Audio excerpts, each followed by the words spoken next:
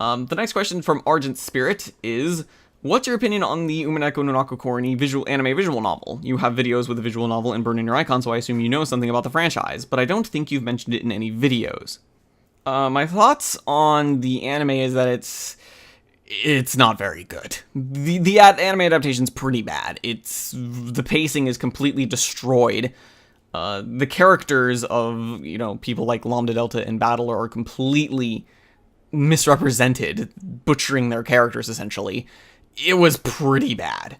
But the actual visual novel, I love. It's probably tied with 999 as my favorite visual novels of all time. I love them, they're great. And Burn is amazing.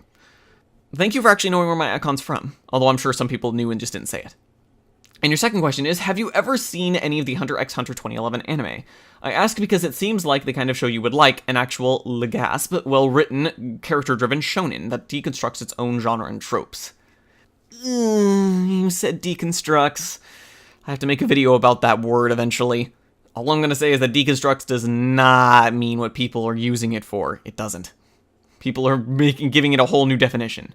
But as for your actual question, sorry about the little tangent, I'm actually not watching Hunter x Hunter 2011. I've seen what people have been saying about it, and it seems like it is a pretty decent show. However, I have a thing about shows that go on for too long. I've made exceptions. For example, I've watched Fullmetal Alchemist Brotherhood, and I watched Shirakumi Cafe that one time that was like 50 episodes. But if shows go beyond 26 episodes, unless I have a very specific reason for watching them, I don't do it, simply because my attention span can't manage. I can't watch something for that long. It's unfortunate because I'm missing out on some shows that are good regardless of the fact that they go for a long time. Like, for example, the reason mostly that I don't watch shows for that long is simply because it means that their pacing is so slow or so all over the place that it lasts that long. For example, most modern shonen.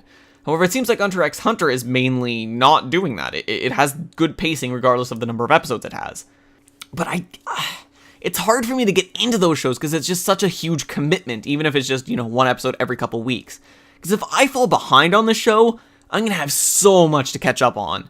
And then if I have to watch it, after it's finished airing, that's just a huge, intimidating wall to look at. It took me over a year to start actually watching Fullmetal Alchemist Brotherhood from when I decided I should watch it. It's intimidating, to say the least. I'm saying that it looks like a decent show, based on what I've seen people say and what they've posted, but I have not watched it myself. So, I guess that doesn't really answer your question for the most part, but that's what I've got. Envy Mizuhashi asks, what does the fox say? The fox doesn't say anything, because he's tired of all you people following him around trying to figure out what he's saying. And your second question is, what is the anime that you love despite how terrible it is in your eyes? In essence, your biggest guilty pleasure. Guilty pleasure is also something I need to make a video on, because I used to, but I no longer agree with the concept of a guilty pleasure. Because I feel like it degrades your own opinions. Because for the most part, the reason a guilty pleasure exists is people watch a show and they're like, I like this is good, I like this, I enjoy it. And then a lot of reviewers or critics say, oh no, this show's bad, this is awful, blah, blah, blah, blah, blah. And then those people still like the show, but they can't bring themselves to disagree with the critics. Not necessarily because of the specific points they make, but their opinion on that it's not good. And that's how a guilty pleasure is born. They're saying, oh, well, I guess the show is bad, but I still like it. And I don't agree with that. People don't like shows for no reason at all. For example, Attack on Titan. Let's just take that as an example. I can see why people would like Attack on Titan. You watch it and it's like, oh, the action's pretty good. I like all this fighting and the 3D maneuver gear and the animation's cool. I wouldn't say it's the best reasoning for liking the show, but it's still a reason. So, except for something like Sword Art Online, which is just in general awful and I have no idea what people see in it, generally people have a reason for liking what they like. They don't look at it and say, oh, this plot is bad, these characters are bad, these events are bad, everything that's happening is bad, but I'm still enjoying it. There's a reason behind why you like a show. You don't just decide to like it for no reason at all. Maybe there are people that do that, I don't know. But I don't believe in the concept anymore. Which is why I need to make a video kind of about it, and why it seems... I just don't like people degrading their own opinions. It's not so much you like a show regardless of like it being irredeemable, it's so much that you like a show but you just can't think of how to word the reasons for why you like it. I guess is not what I'm trying to say. So hopefully that answered your question. Next question by Smilk219. Are you sure you want to use the 50-50 lifeline? No. Coco Prinzes asks, have you ever been in Europe? I actually have. I have been to Portugal and England. It was like 4 years ago, though. We were either going to see family relatives or family friends. I can't remember which, honestly. But it was a while ago. It was nice. I just spent way too long there. I'm the kind of tourist that doesn't like to, sit around and look at everything. I generally just glance at something and I'm like, okay, time to move on to the next thing. I'm very quick in touring. I'm looking at something, I'm like, oh, okay, that's a thing. I understand it. Bye. Time to move on to the next thing. I guess that kind of ties into how I can't watch long shows. I need to keep getting new stuff. I can't meander around for too long. I gotta keep going. So I think I spent a little too long in there with my family because it got a little tiring. We were in England, I think, for like 2 weeks or maybe a week and a half, which was a little too long for me. We tried to go to new places each time, but most of the time it was just museums where, everyone else would look at a very specific thing for like 5 minutes, and I'm like, I want to move on to the next thing. And your next question is, how much gore can there be in an anime before it starts to have too much influence on the plot? I'm not sure what you mean by this. Gore is just something that happens in a show. It doesn't really drive anything. I guess if you literally had a slideshow of gore, then it would take away from the plot. Or, I guess what you mean is if something's trying to be too edgy. There's a limit, and generally it's different depending on what the show's about and what it's saying. You generally just decide for yourself for the most part. If it seems to be reveling in the gore, that's a problem, unless it's about that or something. I don't know. If you have a specific show in mind that you're talking about with this question, leave a comment about that specific show, and I can give you an answer for that for specific show, because I'm curious if this question came about because of a specific show, or if it's just hypothetical or what. But regardless, that's my answer. Ruben Gonzalez asks, hey, how do you feel about anime becoming mainstream? Anime's not mainstream. Anime will probably never become mainstream. Maybe it will. Maybe I'll be proven wrong. It doesn't seem like it's ever going to be. And people have like massive fear of it becoming mainstream because they're like, oh no, it'll cater to the stupid people and make all these bad shows. But the funny thing is it already does that. Like, look at how many, ecchi and harem shows are out nowadays because they sell. The only good thing about it that we're getting good shows still is because they don't all sell exceptionally well. And there are occasional exceptions like Madoka Magica and JoJo's Bizarre Adventure, the 2012 version, that sell really well without any of the stupid fan service, which is why we still get the occasional good show that isn't afraid to not be, a harem or anything like that. If it was mainstream, it would be basically the same thing. Like, just look at movies. Like, live-action movies, like in the West, are exactly like that. We have the summer movie label for shows, because they're bad and stupid, but we still get the occasional really, really good movie. It would be exactly the same thing with anime, which is something that it already does, to be fair. So that's my thoughts. Your next question is, can you do a video showing us your anime collection, manga, DVD, Blu-ray, posters, and figures? Maybe? Eventually. If I do, it would be eventually. I don't really have anything besides DVDs and Blu-rays and then art I've gotten from conventions. I only have one figure, which is the really small Shanna figure, and I don't really have any manga. So it would be a very quick video. It'd be like, these are all the series I own. Okay, bye. But maybe. I don't know. I'll think about it. Yabi asks, why won't you watch Ava? Because it's amusing to watch Lewis be so angry. Actually, because I just don't have time. I need to catch up on currently airing shows. And your second question is, what will I do after day 200? Actually get sleep. Puzzle Lion asks, would you ever think about becoming a voice actor? Maybe? I don't know. Funny enough, I've actually never thought of it before now because I hate my voice. But then I started doing videos and I've had people say, oh my god, your voice is so amazing, I love it. And I'm like, I don't understand. Where is this praise coming from? I don't like my own voice. And it's just become even worse because I have to edit my audio for my videos and then it's really, really long. And it's like, I generally have to listen to myself say the same sentence like 10 times. It sucks. It can get really annoying to listen to myself. So I don't like my voice, but I mean, if I ever had the opportunity to try out for it, I'd go for it. Sure, why not? And your second question is, what's your favorite video game series? That's actually two different answers. My favorite video game is Star Fox 64 for Nintendo 64. Still the best game ever. I can still plop that game in and sit down and play it for a couple hours every once in a while. It's so good. Seriously, Nintendo, just remake Star Fox 64 with better graphics. That's all you have to do. Increase the graphics. It'll sell so much. Anyways, and then my favorite video game series is actually the Mass Effect series. I know it has a lot of hate for 3. You know, I'm not going to get into it, but I don't agree with the hate that Mass Effect 3 gets, for the most part. But as far as, like, general plot goes, it's my favorite series, especially character-wise. Mass Effect has such great character arcs that span from the first game to the last one, even from the second game to the third one. It's so good. Such good character writing. Rex Gonzalez asks, why do you call anime Chinese cartoons sometimes in your videos?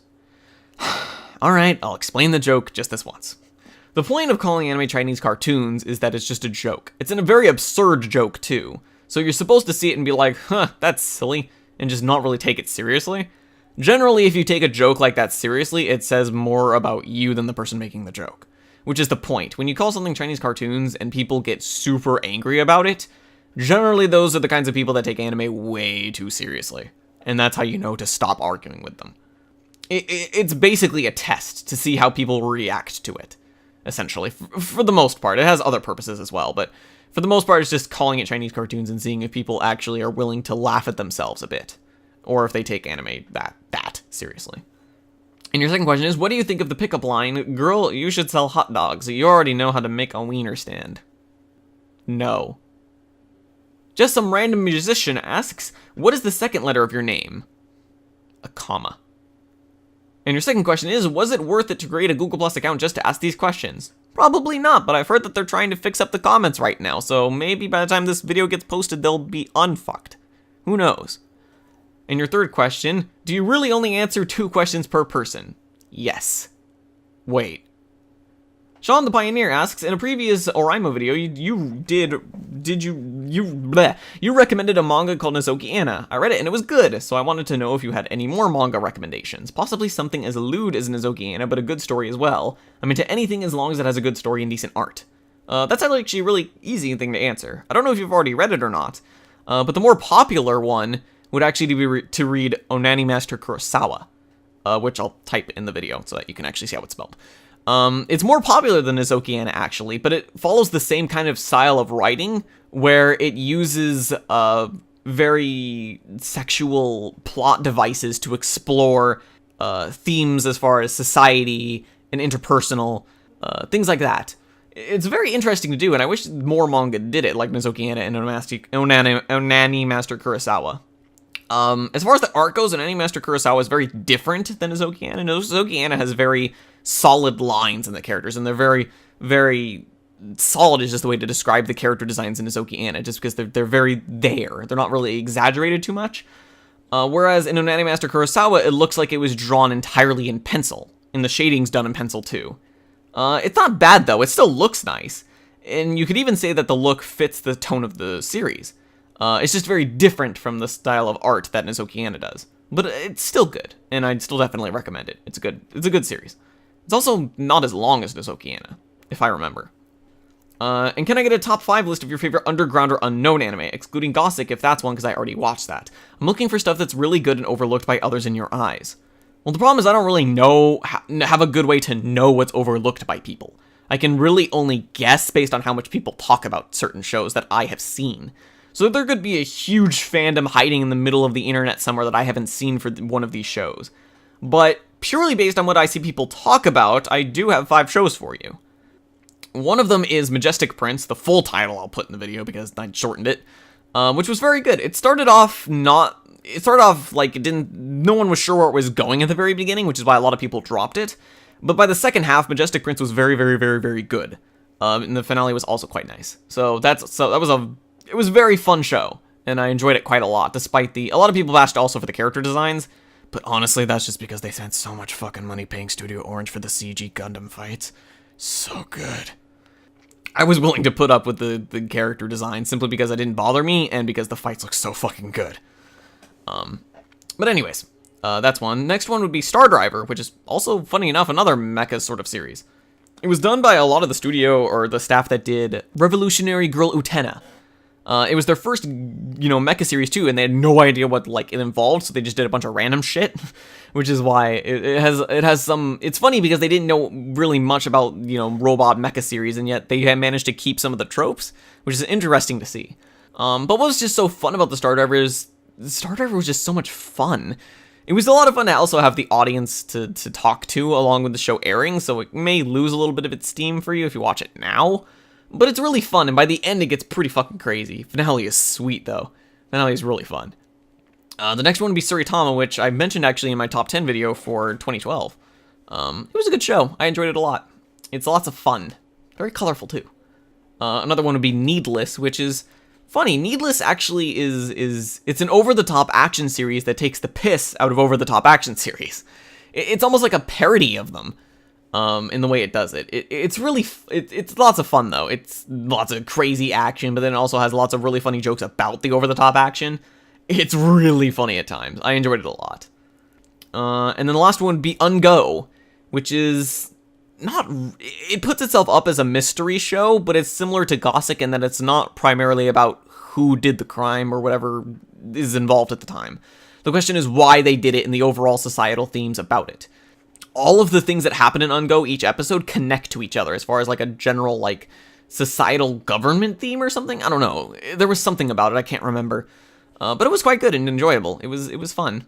Also, if you do watch it, there is an episode 0 out somewhere. Watch that first.